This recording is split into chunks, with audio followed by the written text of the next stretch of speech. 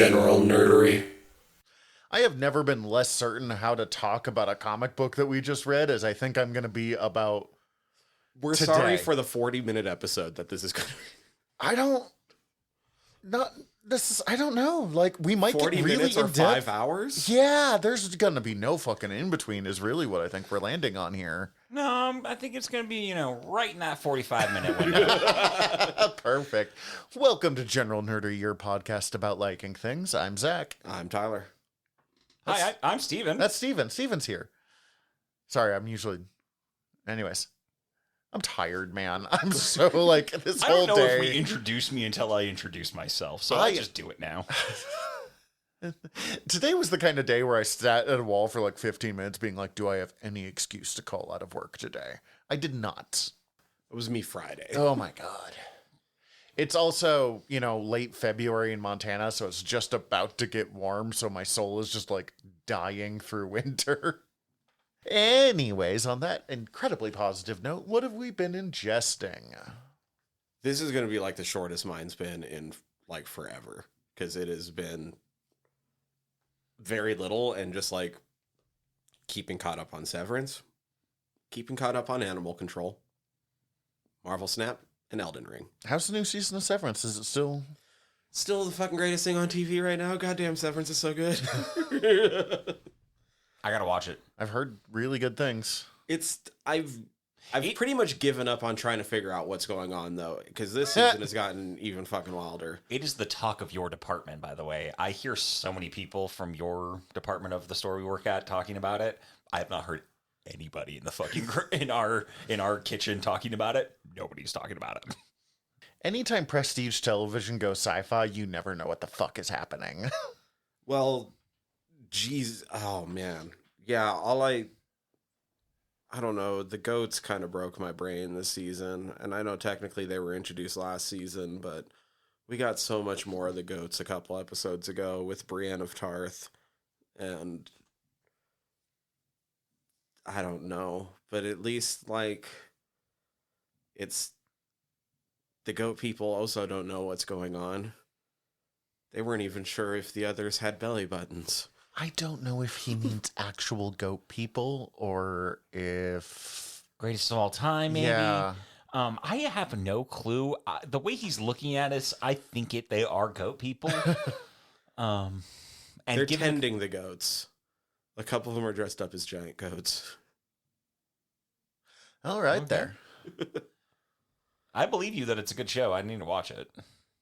It's really weird when you're going through this super sterile office, super white hallways, and you open up to a room, and that's still the walls and the ceiling, but the floor is this artificial rolling hills with goats and people looking after the goats.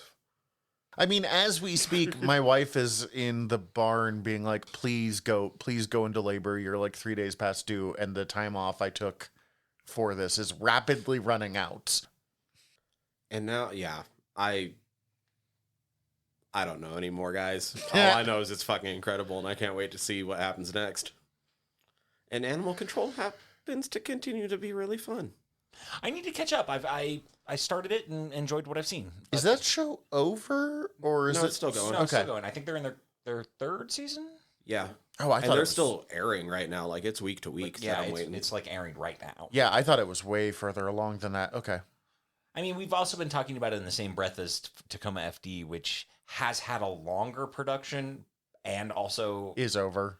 So That's what I got. The problem is I don't remember what I brought up the last time I was on. Well, it's been 3 weeks, so. Well, okay, that's helpful then. Obviously, more Snap and Stardew Valley. Those are pretty constant for me.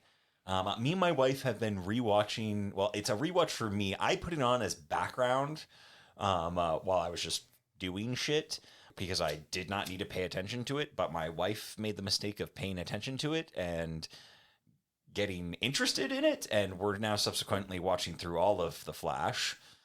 Where are you up to? We are in the second half of season 4. And fuck me, do I hate the Thinker. Okay, 4 was the Thinker. That actor is so good, but damn, that so season good, but that season's just so drags. bunko. There's so many points where it's just like, okay, Barry has superhuman speed. He would not have let the. I understand why you're doing this, but like, yeah, he would have gotten that body out there. He would have. I don't care. He would have super speeded this body out of his apartment, and any fucking proof of this. I feel like that was the season where it started to become the most noticeable, when they would have episodes with character regression just because they needed to fill 23 episodes. That's pretty bad because season 3 got really dirty on that side. Right. Like, that's why I stopped watching before this season. Yeah. And then my wife has brought a whole beautiful new context to it in that I've never really thought about it as much as I should have, but she's very stuck on how Barry and Iris are siblings and how creepy it is that they are married and talk about each other like they're not raised in the same household since childhood.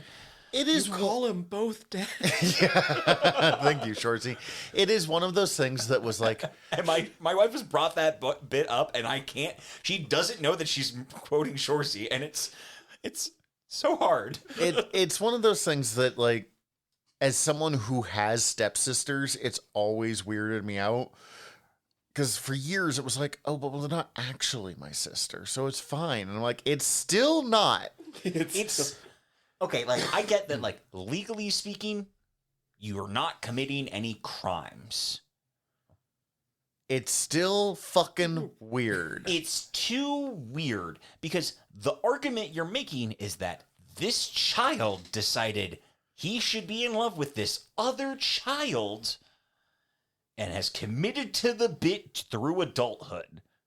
I mean, I have met people who were in love with their spouse from forever, but living in the same house does make it strange. And that's where the wrinkle gets too fucking weird. You lived in the same fucking house as children, and you know each other your entire life.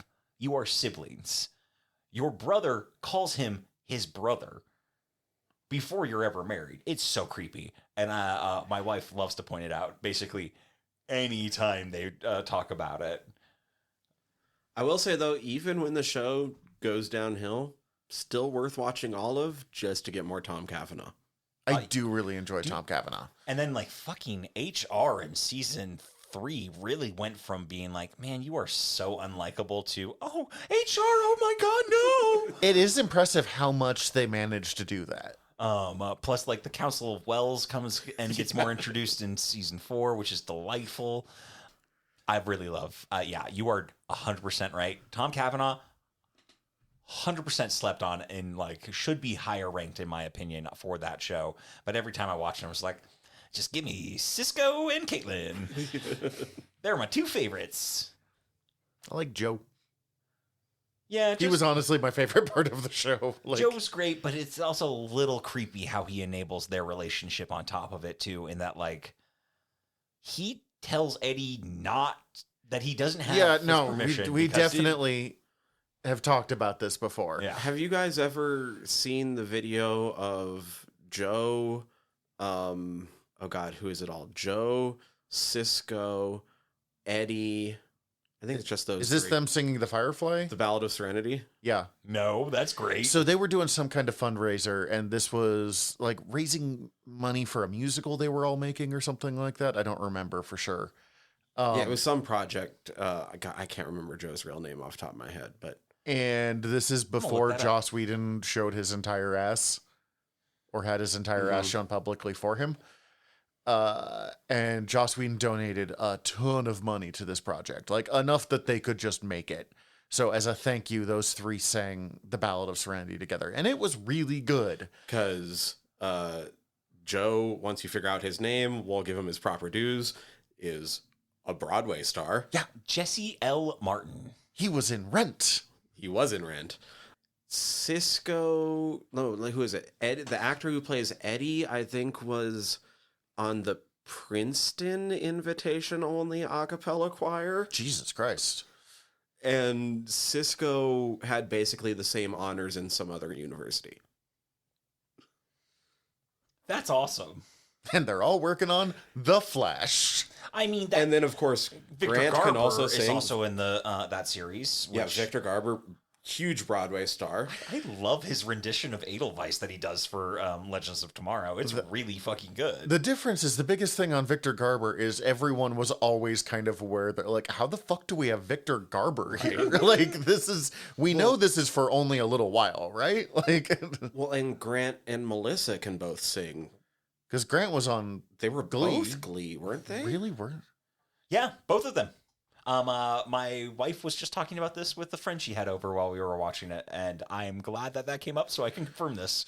The only time I ever saw Glee was when I was hanging out with one of my stoner friends that enjoyed, like, in retrospect, he kind of maybe was not the best person because he enjoyed making you far too high. Mm. And so he got me way too high and watched a bunch of Glee, and I was like, I don't know what's happening, and I don't like this. Like, I had problems Why? with Glee. Yeah. No, fuck all of that. Why would this human want to do that to Gen anybody? X stoners did it sometimes. Like, haha, I wrecked the baby stoner. Like, But, like, as an experienced stoner, like, no. yeah, that's why I don't do it. Sorry, I just want to shame this person that did this to you because that I'm was not even gonna say a name because like disrespect. outside of that, he's actually a really good dude. But yeah, I have weird feelings about Glee because of it. Yeah, so me and my wife were watching The Flash. We're also watching Pop Culture Jeopardy, which if you haven't seen, it's on Amazon Prime. It's pretty fucking... If you like Jeopardy, it's real easy answerable Jeopardy. Colin... Oh, man. SNL weekend update. Colin something. He's married to Scarlett Johansson. He hosts I can visualize the face. He but- hosts it. And it's teams of 3 contestants playing together, Jeopardy. playing Pop Culture Jeopardy, and they're doing like semifinals, all that jazz. They're in the middle of that right now. It's still airing. It's great. And then I also watched Backdraft. Wow. Oh yeah, you bought that movie when we went to Entertain Mart. Yeah, I was having a day, so I needed to do some therapy, a retail therapy at I love that Entertain your Mart. retail therapy was you bought yourself Backdraft and me a copy of Paddington. Well, if you're a avid listener, you'll know how much I'm in the paint on Paddington, so you'll understand that. But then also on Word Balloons, we just talked about Backdraft, and so I've been thinking about it. Holy fuck, it's so good! And like there was unfortunately, there was a brother death in it, which hit me particularly hard as someone who has lost a brother. But holy fuck, it is so good. There is a lot of great people in that movie, and it is really well acted with some incredible special effects. It is not streaming anywhere, hence why I bought a DVD of it. Nice. If you ever get a chance, highly recommend it. Let's see, on the wrestling front, because that's just something I always got now, both AEW and NXT did special events on the same night, which was very annoying for me, but they were both good, and I think what was nice is both shows had a women's wrestling match as their like main event of the evening, which we need more of, because women's wrestling is so much better than it used to be, and it still gets the short end of the stick a lot. And it showed in both cases that they can fucking do it. Like, there's no reason not to have more women's main event matches when you have people like Toni Storm or Julia or Bailey, or I'm not going to go further, but I already named like 80 wrestlers last episode. I'm not doing it to you again. Did start watching Tacoma FD. Nice. I also restarted it. I am in the 3rd season. I definitely like watched, because I didn't know. I don't have the names down very well. Who's the daughter? I watched all of it. I still don't remember their names. Her name's Lucy. Lucy. Thank That's you. her character name. I could not tell you fucking Doesn't- anybody else. I know Panisi. Pillboy's in there. Pillboy's in there. Farva's in there. Yeah.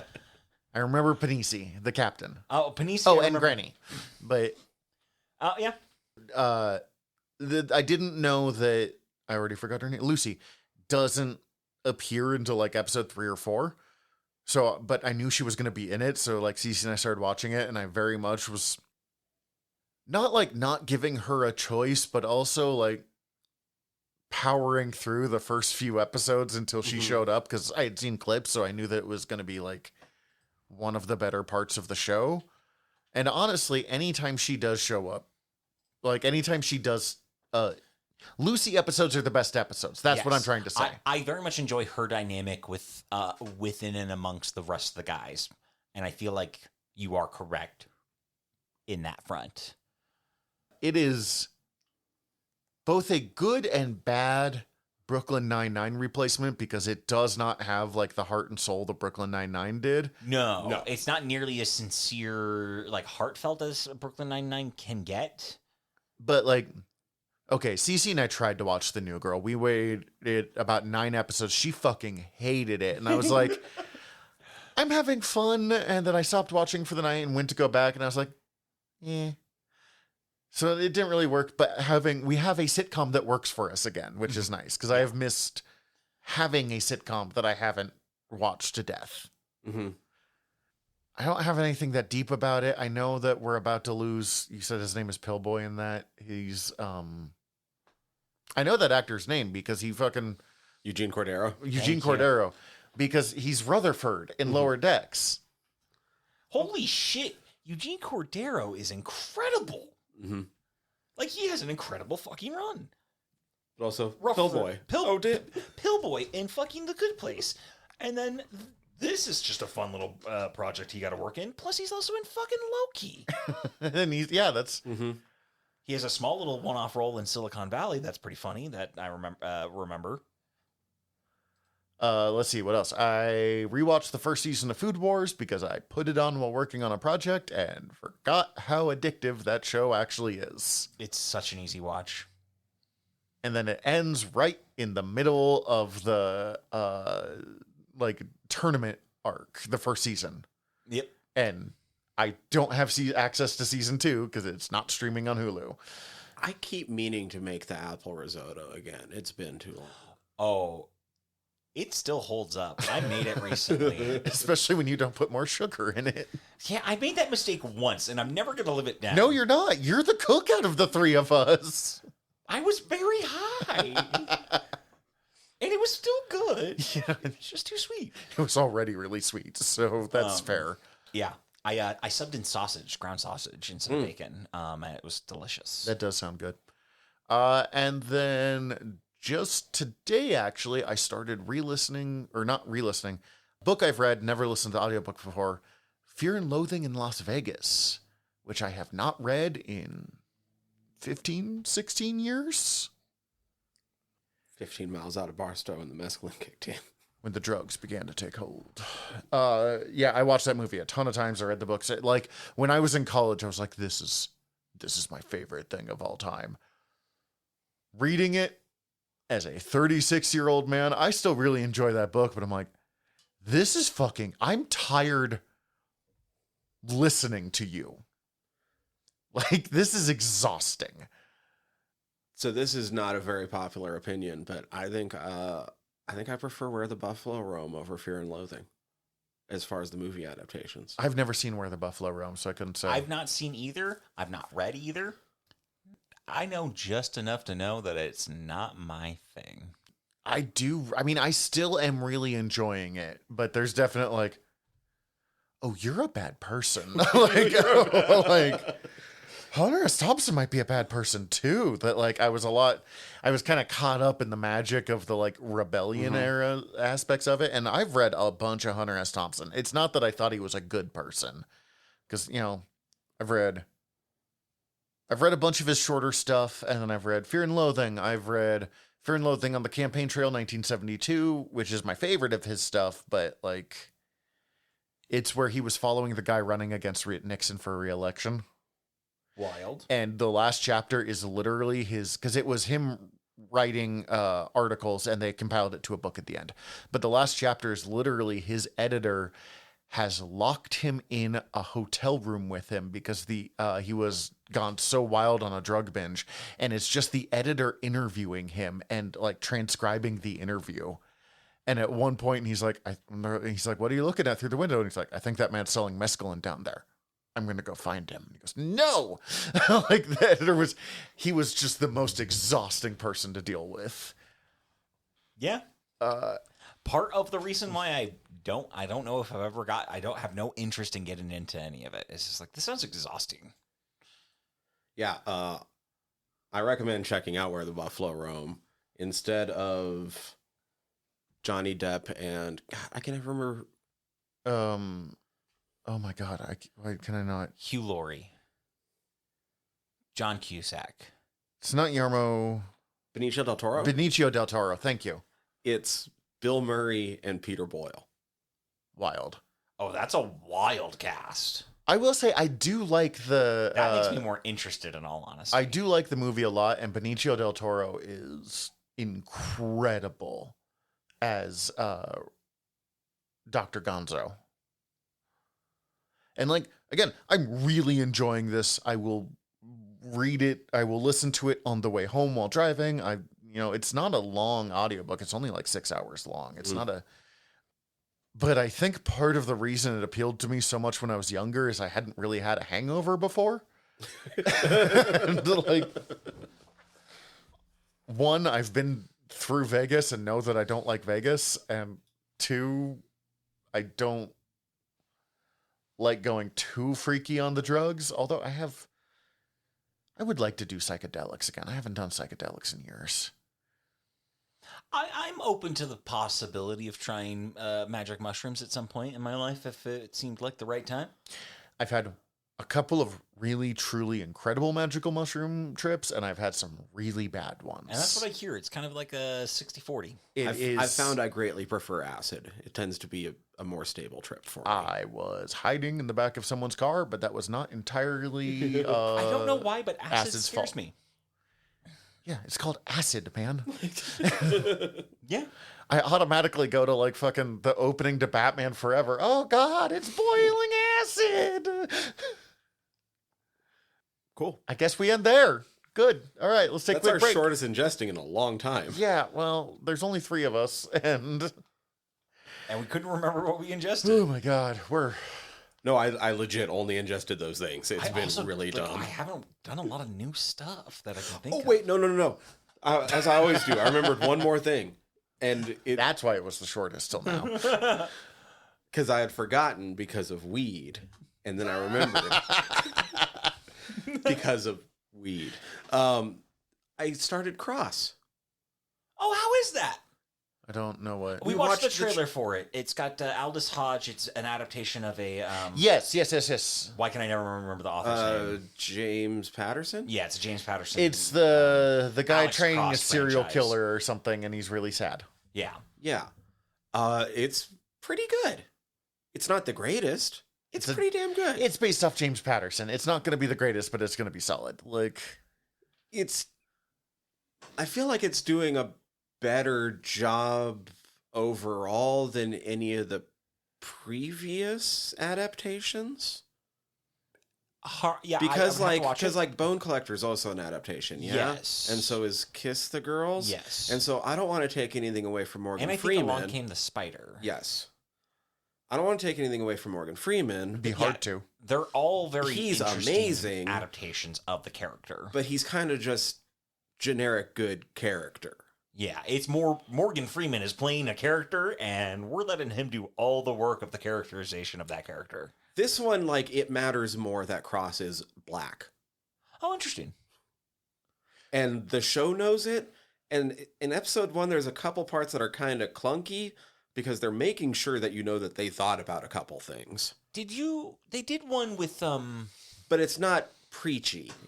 I never saw it, but they did another Alex Cross adaptation with, Oh, with Tyler Perry. Yeah, Tyler Perry, yeah. I never did watch that one. Neither did I, yeah. I'm curious now to watch it, in all honesty. The biggest thing I've learned from this conversation is now when you say the words Morgan Freeman, I don't think about any of his incredible roles. I don't think of him as Lucius Fox and Batman. I now think of that scene from Muppet Mayhem where he's impersonating Zoot and just the line, this may well be the role of a lifetime. And I'm like, yep. I need to rewatch Muppet Mayhem because It's so fucking good. I was thinking about it during the fucking trailers episode where we watched the Cheech and Chong episode. And Oh, I just yep. thought about the bit with Cheech and Chong in the background. I mean, last time I watched it, I had watched... I have one more. That reminds me, I went to go put on Muppets Mayhem. And instead I actually put on the fucking Muppets TV show from ABC. Oh, yeah. Which I may The have talked about mockumentary it, one. lightly on. I feel Mike. like we've mentioned it somewhere. I feel like we maybe mentioned it on Mike, but I'm watching more episodes. I'm enjoying it. It's really fucking good. There was a really great Gonzo episode that made me cry, and I was just like, Muppets are great. That sounds right for Gonzo. You're like, oh, it's a weird little whatever, and then suddenly you're like sobbing. Yeah. I'm gonna finish it and let you guys know. Cool. Oh, yeah. All right, let's take a quick break, and then I guess let's talk about Jonathan Hickman's Gods. Hell yeah. Here is the problem that I have with discussing Gods. Beyond the fact that it doesn't follow a very linear path, and that just always makes these things more difficult. This is a really good Jonathan Hickman book. I've read better ones. This is a really good, there is a secret society underbelly of the world that we've never been aware of. But it's not the best of those. It's not even the best Jonathan Hickman reveals the secret underbelly of society that changes everything we know about the Marvel Universe. But I also really fucking loved this book and, like, sat down, like, after reading it, because I read my copy and lent it to Steven so he could read, and was like, fuck, I put this off for too long. Like, I should have given myself time to read this at least twice. Mm-hmm. My big takeaway from it was I need more, but also when is the best new edgy He's the best magician. new Constantine since Constantine? Yes, he's the best new Constantine since Constantine. He's how you successfully write a new Constantine. I really love Dimitri. He was my favorite part of this book, which I did not He was my favorite expect. part of this book, and then I was like, oh, okay. The thing is, I mean, a couple of thoughts. One, I think Jonathan Hickman is just no longer interested in writing a series that, like, ties into the wider Marvel Universe anymore. And I don't blame him. A lot of artists creatively get tired of having to make sure their book fits within the confines of IP. It's why Ultimate Universe is working so well, and it's why he just jumps forward to an alternate future here. But it's made it hard, like, a character from this book has shown up elsewhere. So this is part of, like, the wider Marvel Universe. But I'm not sure how you use this in the wider Marvel Universe. I don't know if you need to, in all honesty. I agree, but I also do want more. So, like, here's... My big takeaway is that I love that, like, the couple times you've had me read comics for podcasts is the other time we read Books of Magic by Neil Gaiman. By Neil Gaiman, which is basically like a precursor to Magic in the DC universe. And this is not that, but also not that. It's kind of dealing with the same concept of, like, this is how magic works in the Marvel universe. Well, Neil Gaiman's Books of Magic was literally like, let's take all of the DC Magic characters and organize them. Let's put them in a way where all of these unconnected stories can feel like they're actually kind of connected in ways that fit. And I kind of thought that's what this was going to be originally, like the way they were advertising it. There is an extent that it does do that. There is an extent that it does do that, and it does... But it's way in the background.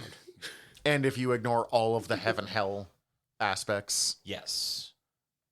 And the actual gods at, like, the, like... Yeah, sorry. Yeah, no, that's about all I got. I just love that you make me read this shit. I'm glad I made you read this shit. It makes me want to make you read other shit like this that I think does this. This is Jonathan Hickman wanting to be Warren Ellis, is my answer to this. I guess I can have see you that. read, like, Planetary? I haven't read Planetary yet. This is Jonathan Hickman wanting to be all of my favorite Warren Ellis books that you have not read and that Steven doesn't know exist. So I'm realizing this is a bad...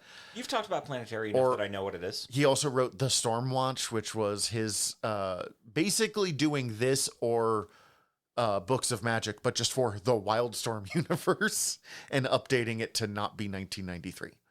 That sounds fun. It's so fucking good. Oh my God. Why are we talking about all of the problematic creators today?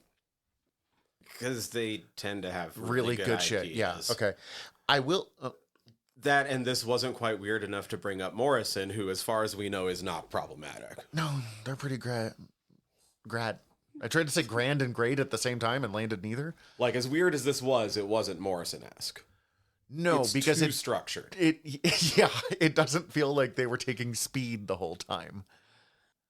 I liked this a lot.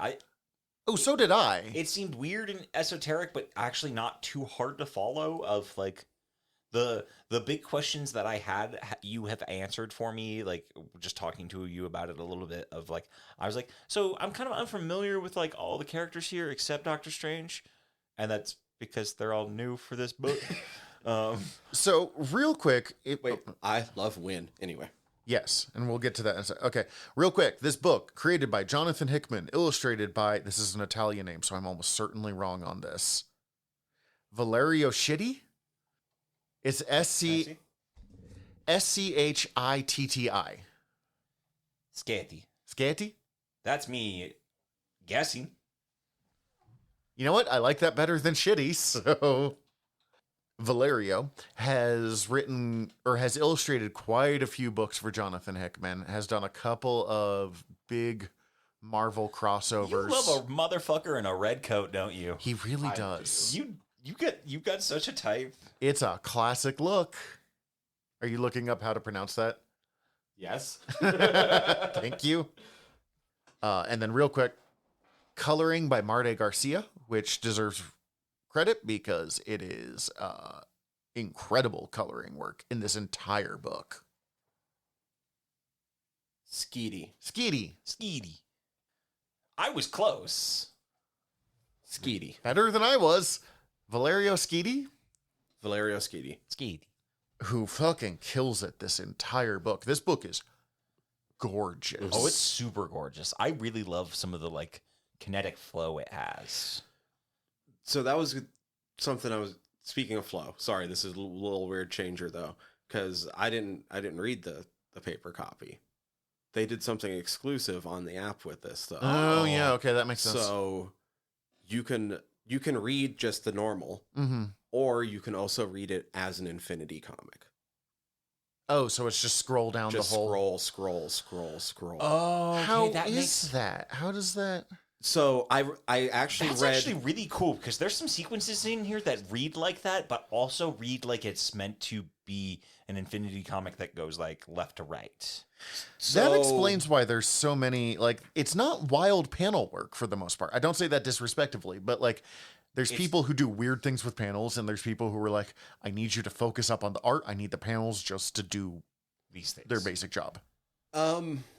So every issue I did read twice. Mm-hmm. Like I read one right after the other. Uh-huh. Although usually that second time through I was much quicker, just like because I've Kinda just trying to taking see in the the art yeah, just and- taking it in. Some of the reveals, just almost any reveal, is actually a little bit better in the Infinity comic. I can see that actually was like yeah. There are some beautiful page compositions you miss out on, but they do try to do a lot to somewhat mimic it with the positioning of the panels as you go down through the Infinity. That's very fascinating. I kind of want to experience that.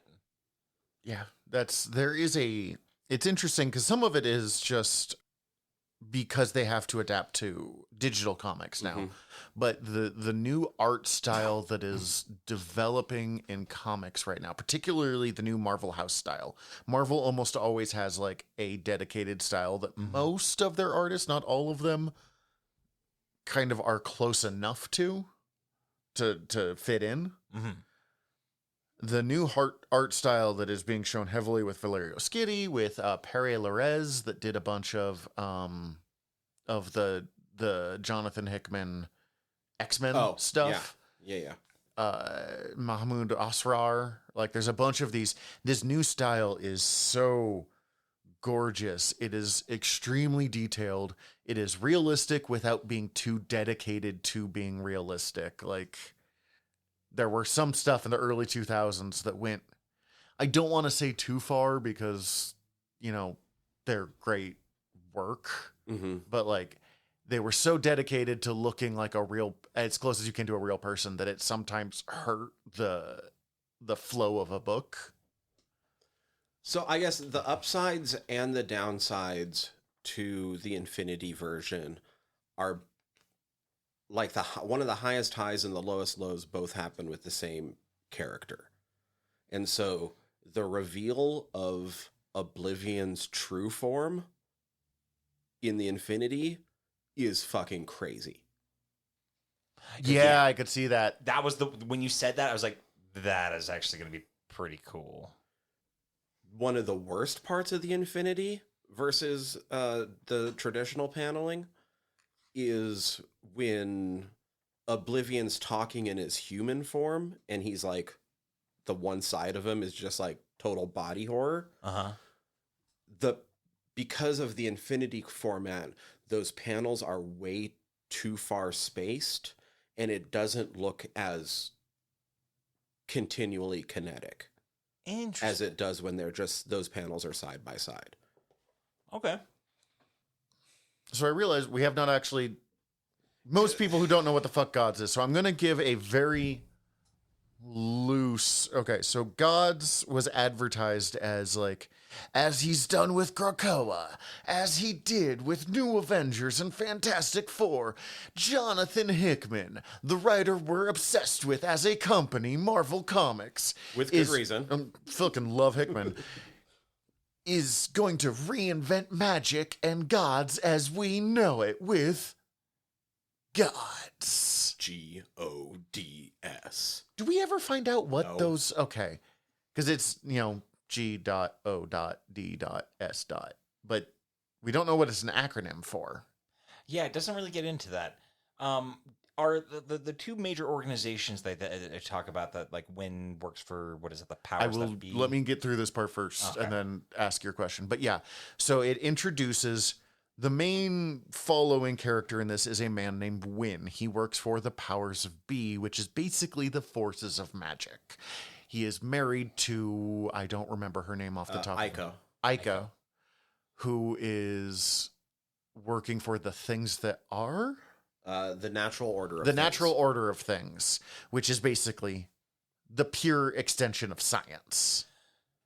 Which is so interesting because, like, they seemed more godly, which I liked that design for them. Oh, with all of the white and Yeah. silvers and the, yeah. Yeah, okay, I get what you're saying. Yeah. Just design-wise. Design-wise, yeah. I hadn't thought of it that way. I thought of it as much more like kind of, I don't want to say sterile because it was all very fashionable still, but Yeah, it like definitely does have that, like, kind of lab gear kind of feel of, like, lab coats, clean, sterile. But also in some of the illustrations, it kind of had, like, kind of an almost ethereal kind of, like, particularly when they're talking about, like, recruiting people, new recruits, and, like, they talk to their god for a second. Like, in that scene particularly, it seems like they're a little bit more shimmery, and it was like, y'all seem like you're a fucking bunch of angels in my book. If that's fair. Like, well, I was going to quickest way say, so I think boil it down. we get that bit where we find out like things are aligned on that cubial axis. Favorite part of this book. Right? The best thing of this book, in my opinion. So it is a axis of how things work, and on one side it like, and it's not a up, down, left, right. It is a 3D axis. I'm trying to find it right now while we're doing this. But what is it? It's there's science magic. Science magic. I think good and evil. Good and evil, and I want to say birth and death, or it's either life and death. I'm getting closer to it. But like throughout this all, it's kind of like a lot of duality back and forth, even down to our couple working for the opposite sides. Yeah. And so even though they're those opposite sides, everybody falls on this spectrum some. So I do believe that like the Centaur are supposed to evoke angels, even if they're not angels. Right? And I think his red trench coat is no fucking... Oh, wow. That's... You kind of just painted this in a different light for me with some of that. I'm really taking in some of the imagery of this book in my head again. Here is where I'm going to put my first kind of critique, because Jonathan Hickman is rearranging and organizing gods, and he does magic in the Marvel Universe, and he is smart enough to bring in Doctor Strange regularly. He's in like every issue, and that's important. Although I do disagree with some of the way that he represents Strange, and more importantly, Wong and Clea, but I'll get to that in a moment. It's that we already have a Sorcerer Supreme and a Scientist Supreme. Like, these are positions in the Marvel Universe that would fit perfectly into this book that don't even get mentioned. Oh, no. The Sorcerer Supreme gets mentioned. Yeah, Sorcerer Supreme gets mentioned 2 different times, because I thought that was the weird part, because during the big meeting when he got everybody together to take on the Babylon event, they're all like, and Strange is the Sorcerer Supreme. And I'm like, there's multiple Sorcerer Supremes. Yes, but he's Sorcerer Supreme of this dimension. Right. And and then later on, he mentions it again where he's more specific. He's like, well, I'm the Sorcerer Supreme of Earth. Mm-hmm. And I'm like, yeah, well, you guys could have called Magic in. I wanted to see my girl. I think she did show up here. There was a lot of them. I might have just missed her. And there were ones that I was like, that's a fucking... Oh, right. That was a Jonathan Hickman book. Because, like, Nikola Tesla is in that. Because Nikola Tesla is in S.H.I.E.L.D., which is another Jonathan Hickman fucking book. It's like this, but with, like, the origin of S.H.I.E.L.D., the secret history of kind of spy shit. Oh, that sounds It's so fucking good. And also, when I finished reading it, I wasn't entirely sure what happened. Kind of the same here. Wasn't entirely sure what happened. That's the thing. And that was maybe my problem. Not my problem with this book, but where talking about it got harder. This does for Magic what he did for Super Spies in S.H.I.E.L.D., but S.H.I.E.L.D. was a better book. I haven't read S.H.I.E.L.D., but no, it's fine. I'm sure I'd love it because Jonathan Hickman. Could just be because I read S.H.I.E.L.D. first. And then speaking of Doctor Strange, I really fucking loved the bit with like him rallying the troops and then like Wynn just being like, yeah, I'm gonna fuck off. I gotta go get shit done. I'm gonna actually go take care of some shit. I'm gonna go do some actual work. You guys do whatever you're doing. And then like, it turns out that Doctor Strange is doing the exact same fucking thing. Couple of points on that real quick. One, while Doctor Strange is historically kind of manipulative and an asshole, him abandoning people like that didn't actually ring that true for me, although he did it in a way that, like, that one wasn't as bad. It was an extreme Doctor Strange motion that was treated like normal. The thing that really fucking killed me is when both Clea and Wong were like, nah, I'm not gonna help Doctor Strange. Bull fucking shit. I'm sorry, but like Clea's whole thing is she is, especially in the most recent, since Death of Doctor Strange on, is that she's desperately in love with Doctor Strange. They are like an actual healthy married couple who she'll stand up against, you know, Dracula or Varney or the gods to deal with Stephen. She fought the concept of death to get Doctor Strange back. So like her being like, I'm not going to help you with this. That sounds like trouble. Makes no sense. And with the shit that we've seen Wong do, even when he he's like, I'm not talking to you, Stephen, but I will assemble the Midnight Suns to save you. So him being like, no, I'm not going to help. Like, just didn't.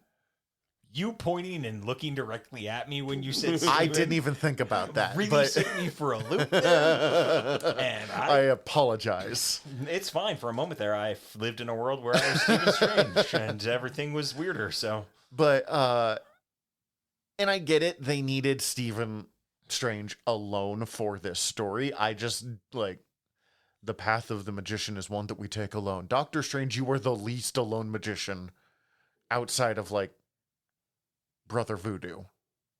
I need more. Yeah. When it got to the end, I was like, that's the end? Yeah, I kind of need more. I need more of, I forget her name, but the new apprentice. Oh, the one who gets fucked and then unfucked? No, Maybe. She's still screwed by that. She's still screwed, but like a different kind of fucked. What is her fucking name? Mia May, something like that. Yeah.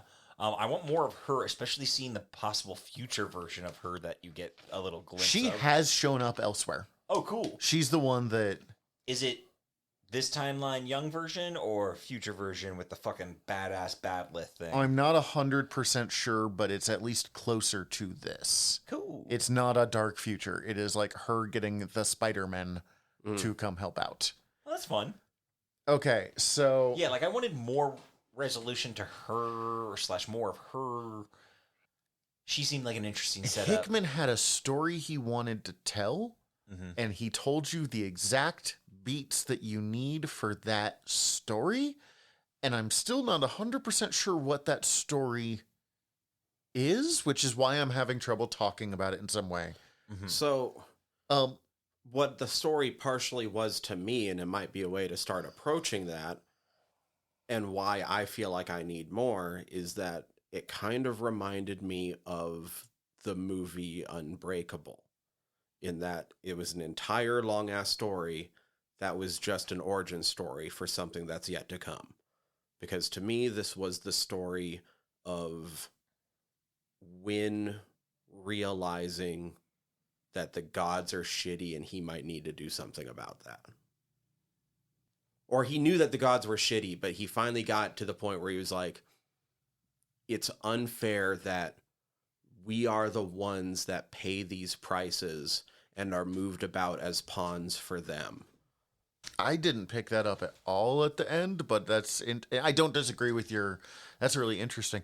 I mean, that when you point that out, that actually really... I have questions about other characters and that, like, what was the purpose of Dimitri's storyline, in all honesty? Yeah. I read... Which was one of the ones that I got more emotionally involved in. I read a thing literally 10 minutes before we started recording, and I was like, I wish I had seen this article before. It was someone doing a review of this, and they were talking about it, that their theory is this is a book about middle age, which is kind of interesting to me, of like, Wynn is a character, yeah, he's not middle-aged because he's like 5,000 years old, but he is a character who has been doing this for just a little too long, and he has lost his spark, his hope, whatever. Like, he's become so jaded about this. Eco is the person who chooses what's supposed to be her life's calling, and then she says it at one point of like, it was supposed to be, like my life's work, and instead it's just a thing that I do.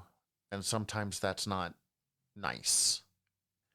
And like Mia is the younger generation getting fucked by the older generation. And I don't remember what they were saying for Dimitri, but like he's still a very like kind of youth. He's like the unpaid intern. In a lot of ways, yeah. The unpaid intern, or like the person kind of just trying to chase down the one moment from his childhood that is lost. And it's making me like, fuck, I don't know if I have time, but I have to reread this book because I like kind of want to re-examine it. I feel like upon reread, it won't take you as long. I feel like you could get it done. Oh, definitely. I read it all in one sitting too. Like that was not the plan, but that's what happened. I actually did that too. Like I started it and then shit came up and I didn't have time to get into more of it, and then I just restarted it and ended up sitting through it and reading the read it in like 2 hours maybe. Yeah, it was not long. See, I like your assessment, Tyler. That's not how I read it, because there's that bit, and this is what I've been going back to at the end. So this whole book, it opens with Wynn being tired of life and having this like, everything sucks, nothing matters. I would throw it all away and go for a different life if I had that choice. I should have just gone for like love and being happy. And then it's this long ongoing story about the price of choices more than anything else. Mm-hmm. And like his Ico always is taking like the analytical scientific choice, and it often does not go her way. And he's always making like the choice for the greater good of magic, and it never goes his way.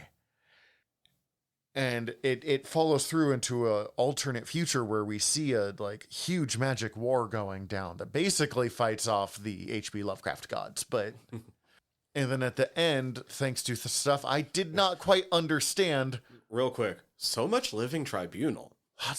I love the redesign of both the Living Tribunal and the In-Betweener is gorgeous in this for a man that usually just looks like half black, half white. Yo, this Bad In-Betweener design. is fucking- Yeah, his minions were fucking cool as fuck looking. The Skinner boxes was such a fucking interesting The concept. In-Betweener is terrifying for the first time. Usually, like, he shows up and I'm like, oh, this is big, don't care. Like, It's really funny. The In-Betweener is literally just the signpost for like, no, you do have to pay attention. Something big's going down. yeah, it's like when Uatu the Watcher shows up. But I don't give a fuck. Like, it's not a big deal. You do have to pay attention. Yeah, this Living Tribunal is fucking rad as shit. Holy fuck. Yeah. I want that variant. But yeah, I thought You're that too. not wrong, actually. That would be a pretty fucking sick variant. But at the end, Win ends up doing something that I don't fully understand, and basically his soul, or possibly him, is kind of ping-ponged through time? Or like back through time over bit and bit and bit and bit. And like kind of reliving his life in reverse. And it ends with him watching his wedding to Eco. Spoiler, I guess, for a book that already we're doing a terrible job explaining. If you're listening to this and haven't read Gods, I legitimately apologize. I don't know what to fucking tell you. It's so hard to explain any of the things that happen in this book. Yeah, But- go read the book. It ends with him talking to the powers that be, basically the physical manifestation of magic, who is his master. And she offers him, like, I didn't think you should get married because I knew it'd go badly for you in a very, because you have other higher callings. But I will give you this time. I will give you this choice that you could undo this. You could undo all of your debt to me, everything that happens, and you could just live a happy life with it. Aiko. And he just smiles. And I've been back and forth on like, what is he going to... So that all fits in with my reading of it. So his big change in attitude towards the way that everything is. Mm-hmm. His powers, their powers, other sundry powers as well. Changes big when Aiko sacrifices her eyes. Yes. And that's when he starts like openly saying some shit out loud. Like, I'm not sure. Like everything else was kind of just like his mannerisms and like internal dialogue. And at that point, he's starting to be like, no, maybe this is kind of some bullshit. Well, and he was always a cynic, but like a bullshit cynic. Like everyone knew he's full of shit. His smile at the end, to me, after all of that going through with his god, is not a smile of like him deciding which option he's going to take, but because he just got proved right. He's been doing all of this shit. He's made all these sacrifices over the years already. He's super fucking old. Mm-hmm. And he's trying to do this one thing. And she's saying, you can have that, but I get to take away the one thing you love. And he's like, this is why I was starting to say this shit out loud. You just proved me right. So what you're saying is I gave we you really all of this dedication, and you're going to treat me like this. It's interesting. I had not read their relationship that And way at the way all. you phrased that reads also pretty middle-aged, too. I really need it because he, like, when he actually sees his master for the first time, or like, not for the first time, when he is watching the first time he met his master and she stops to talk to him, he's like much, he bows and he's like, I don't know, much kinder to her. It seems not as... He's giving her the chance. That's fair. That's an interesting way of looking at it. I don't know. I kind of read it the opposite way in some ways, but I don't disagree with your... I think it's 100% valid viewing, and I think mine is probably too simplistic. He's given the choice at the end of this. you can go be happy, but you lose everything else. But if he loses everything else, all the good he did for people disappears. And I don't want to say it lessens Aiko, but like he was so mad at Aiko and what are they called? The Centivars, because they are science people who they can introduce you to magic, but it puts the stench on you and you could never achieve your full potential. And he was so mad at her for doing that to Mia. But in some ways, if he made the choice to just let it all go and go live a happy life, just the two of them, he would be limiting Mia in the same way. So there is something to me about because he'd be taking the choice away from her to be everything she could be as a centaur. Whether that's good or bad, it is really up to the person making the choice. I also think in the way Aiko describes their relationship in the opening of the book, they would have never been able to get married if he didn't take the power. Yeah, because he'd be dead. I mean, he'd be dead, but also like beyond that, he wouldn't have had like literally when she's talking to the bartender, like she talks about like that's the magic of it. And like something about the way he introduces himself to Aiko, I don't think he would have been able to if he didn't have these powers. I guess there is just kind of a question of like, do you pick happiness or do you pick, I don't want to say legacy, but like greater influence on the world for good or bad is the part that kind of stuck out for me. Yours is more interesting from an ongoing storyline perspective, though. I mean, and I don't think either of them are wrong. Yeah, because I think the mirroring that you were bringing up is definitely intentional, with the taking away of choice being there as well. Like, well, and it's one thing that the Fox guy says of like every choice that you make closes off your other options, and you have to deal and like. In that issue, it's very literal. Like, if you make a bargain to not lie for 24 hours, you literally can't change that later, even if the other person doesn't know those options. But, like, it's same throughout the entire book. Every choice a person makes is permanently putting them along this path that they don't have. It's the fucking golden path from Dune. Yeah.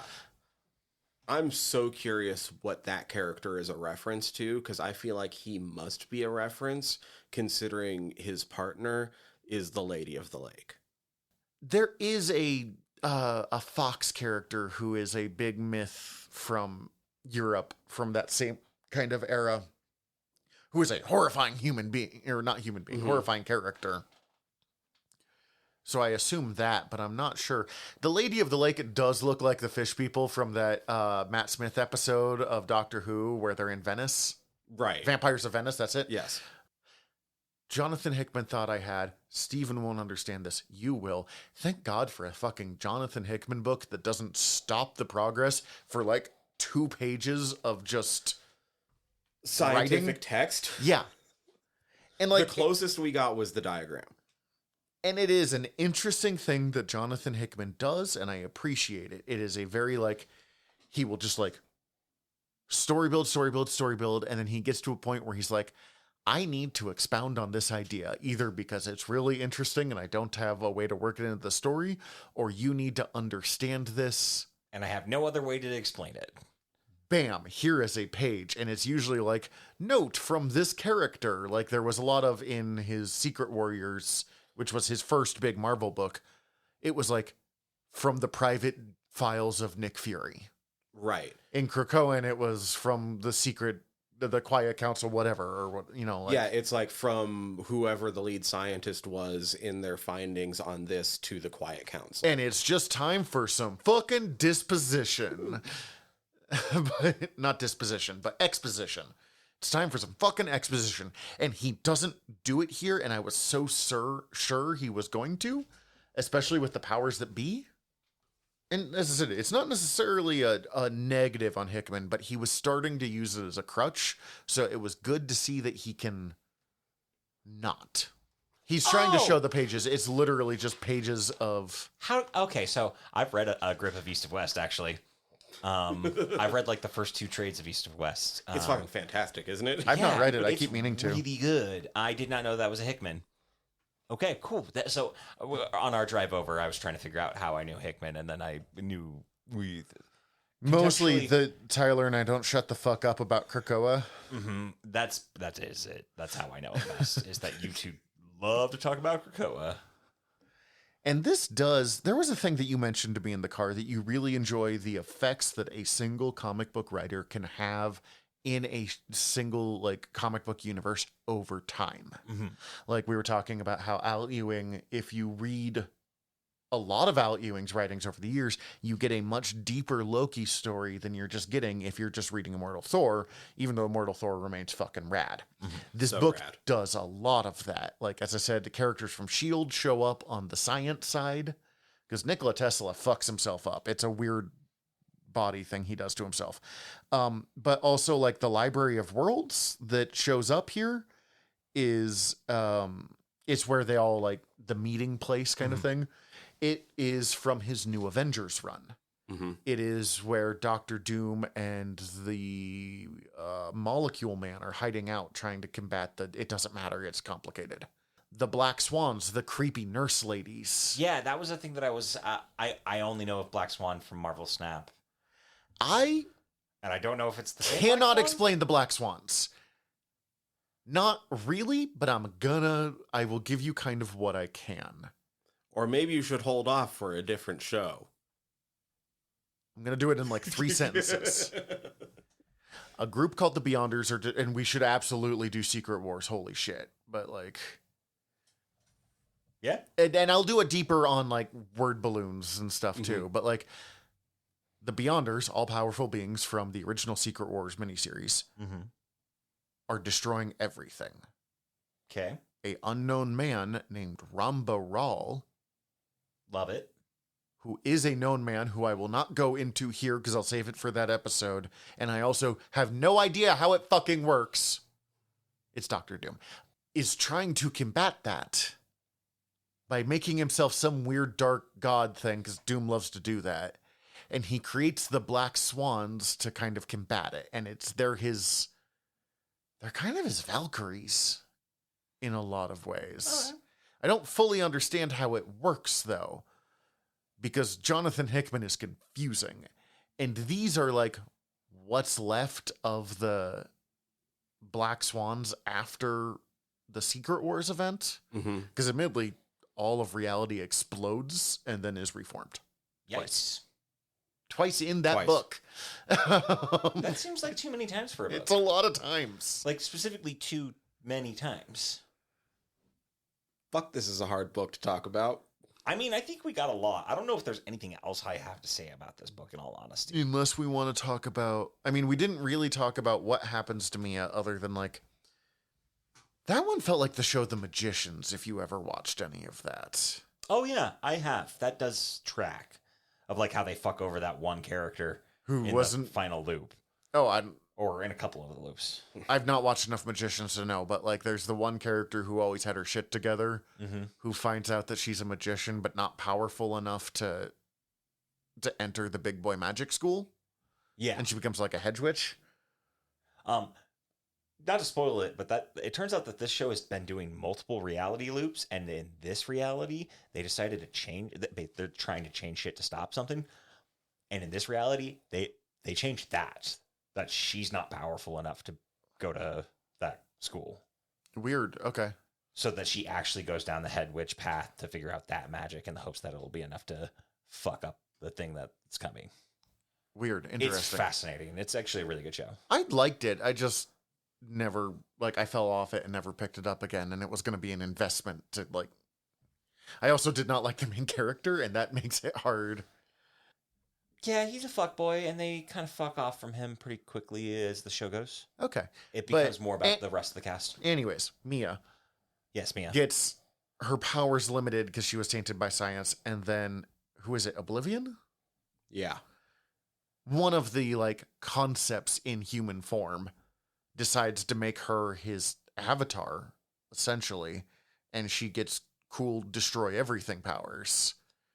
But that doesn't go well. It's very Dresden Files at the same time of like, well, guess I'm the Winter Knight now. Yeah.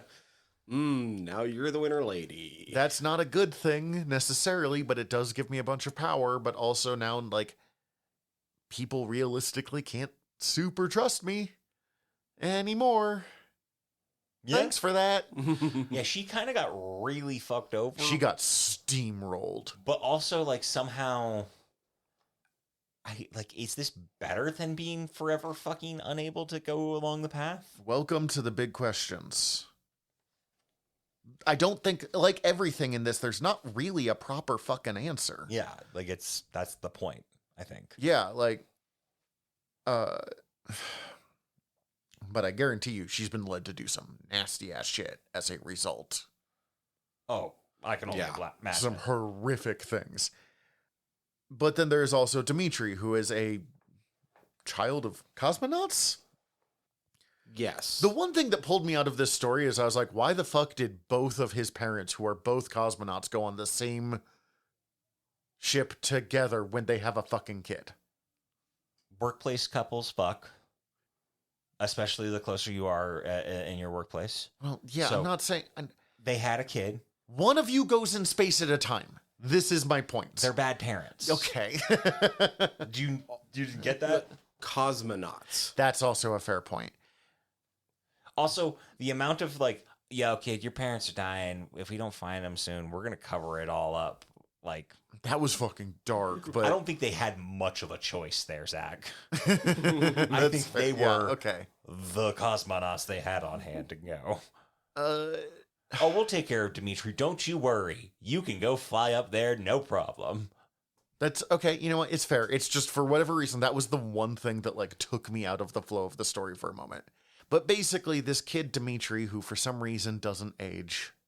So, Dimitri is somehow connected to the Centaur, right? But he works for looks, He looks like he has Centaur shit. So And like his little fucking... the I Palm feel like Pilot. one of the little like intro Mm-hmm. like cast of players mentions what his title is, and it has something to do with the Centaur. But Yeah, they never really got fully explained, but he's basically just like a protege, kind of like And he is trying. gopher for Win. He's not even a predator. He's just watching.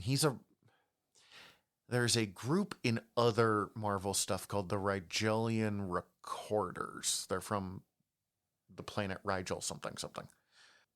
And they're literally just robots there to like hang out. And like one of them follows Hercules around for a while and they become pretty good buddies.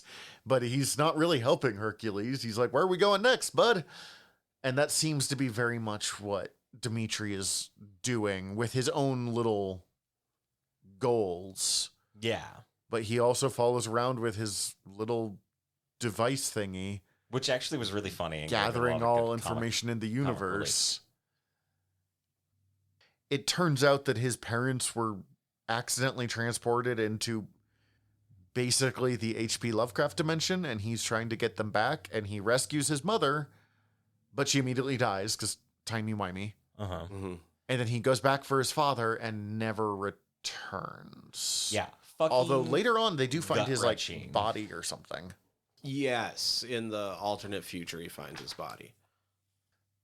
I can't remember how far in the alternate future though, because there is a couple time jumps in there. Yeah.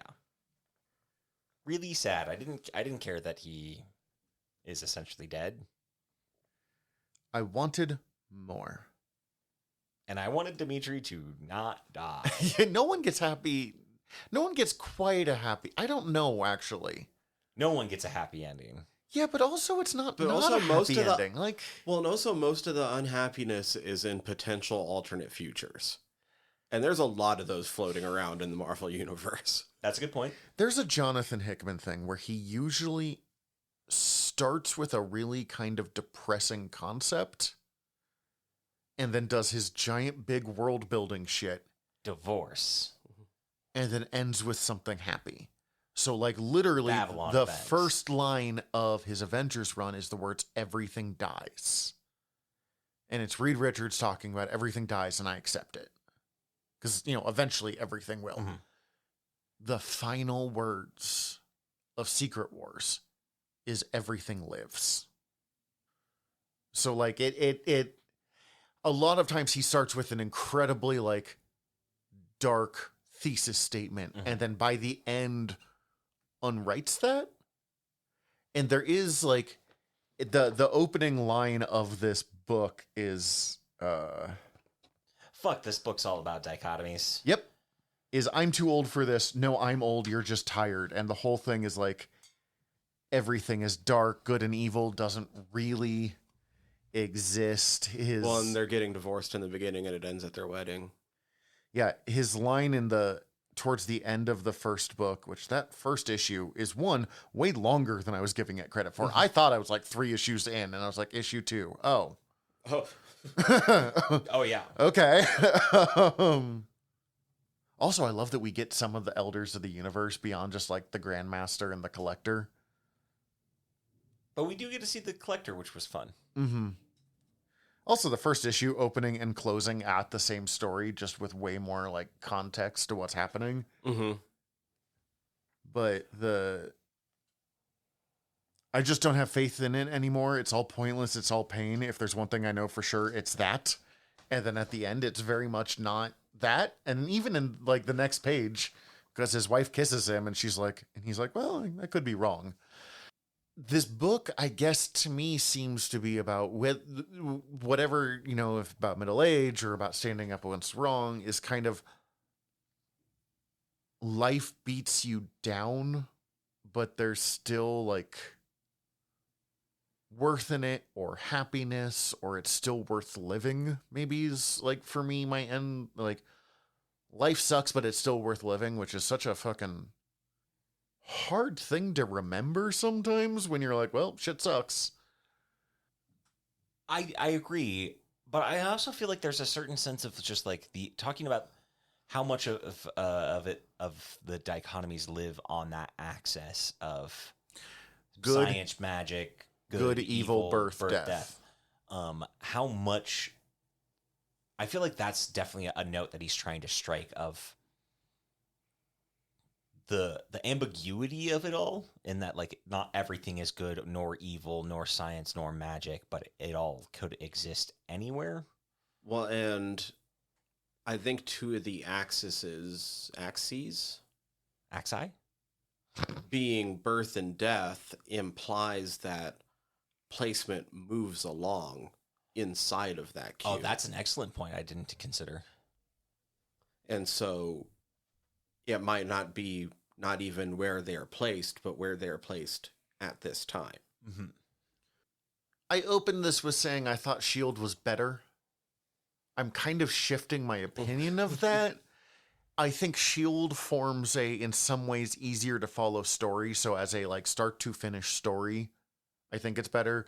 As Jonathan Hickman is exploring concepts, this might be some of his best work.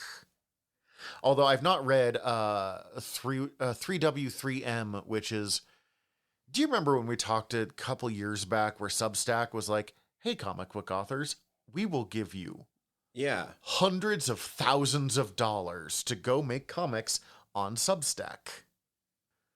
And a lot of big names people did it. Jonathan Hickman turned it into an entire comic book universe publishing thing that is incredibly difficult to follow if you don't follow the Substack.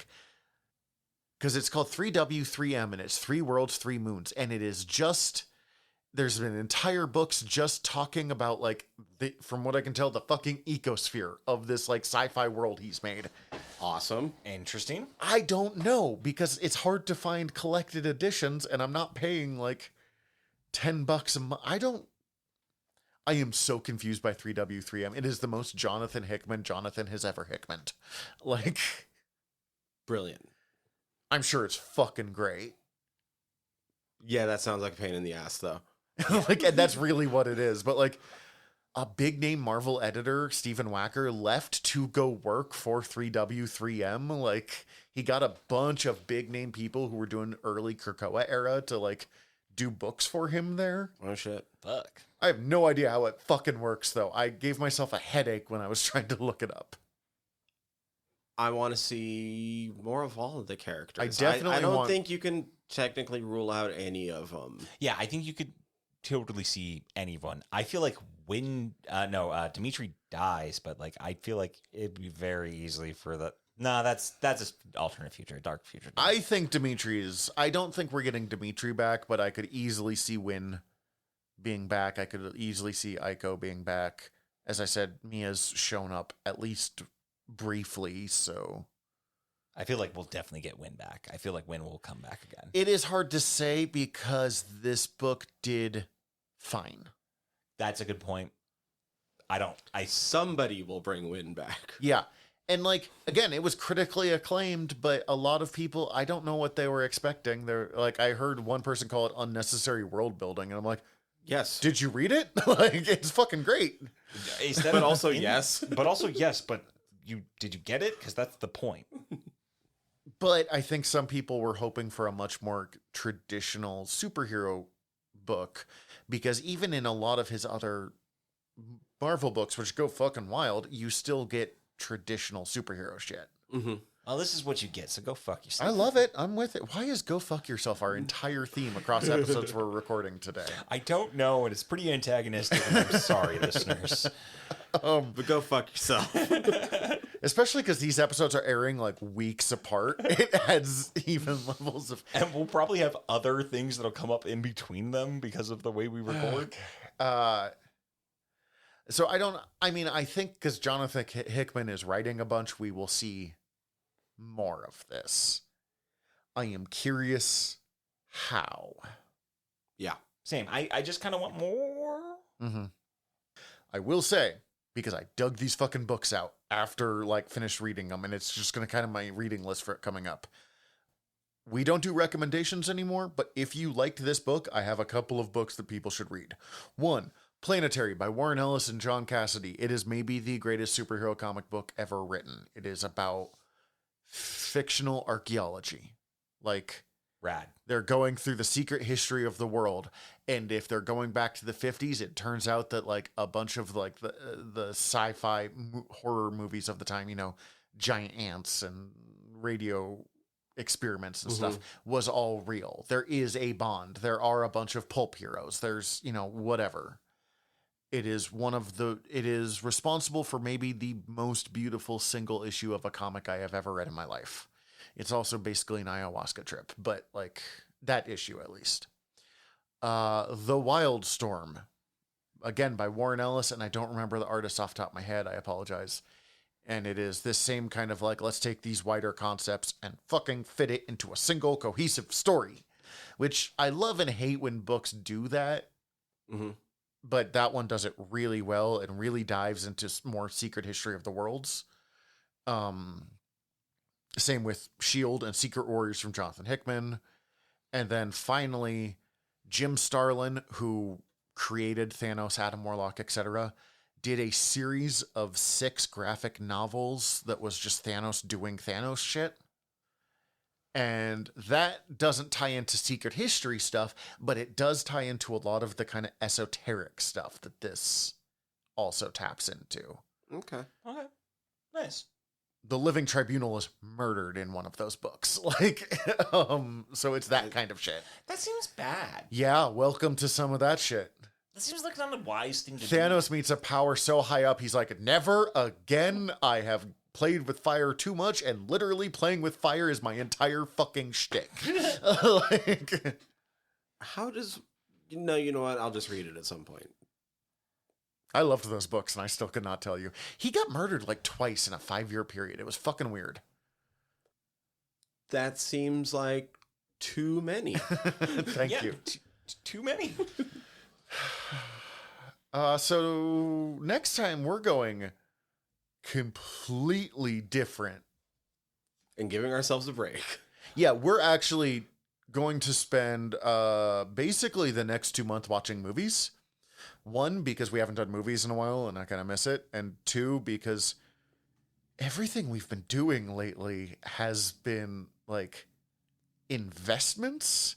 And I want to catch up on Star Trek if we're being 100% honest here. I'm also so excited because I'm finally making you guys watch Paddington. I was just going to ask if he wanted to let it go because he is literally vibrating in his chair right now. Like he's... We're not going to say when, but I'm going to finally make you motherfuckers watch Paddington. Next week. We always tell them what they do next time. Fine, we can ruin the surprise. But next week, Paddington.